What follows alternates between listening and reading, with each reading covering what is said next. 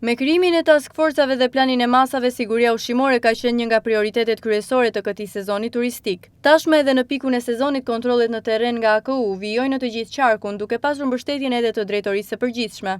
Kreu i AKU-s Vlorë Endri Hyseni konfirmon se aktualisht në terren janë 3 grupe kontrolli, të cilat koordinohen edhe me grupet e ardhura nga drejtoria e përgjithshme.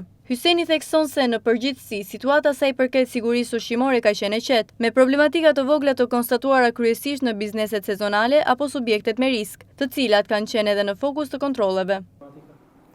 Atëherë, për sa i përket inspektimeve të realizuara nga Drejtoria e Autoritetit Kombëtar të Ushqimit për qarkun e Vlorës, jemi në terren gjatë gjithë sezonit turistik duke nisur që me krijimin e task forces dhe planit masave të marra nga Drejtoria e Përgjithshme e Autoritetit Kombëtar të Ushqimit që në fillim të sezonit turistik.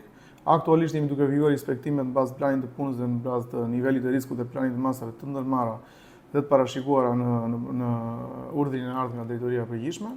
Drejtoria e Autoritetit Kombëtar të Ushqimit Vlorë është duke vijuar kontrollet për sa i përket të gjitha problematikave që kanë të bëjnë me sigurinë ushqimore. Këto kontrolle janë të shtrirë në të gjithë qarkun, 7 bashkitë e qarkut Vlorës, të mbështetur edhe nga trupa inspektuese e Drejtorisë së Përgjithshme, e cila bën të mundur realizimin e gjitha këtyre kontrolleve dhe të gjithë operatorët e biznesit që përbëjnë risk për sa i përket ecurisë dhe mbarvajtjes të sezonit turistik për të garantuar sigurinë ushqimore.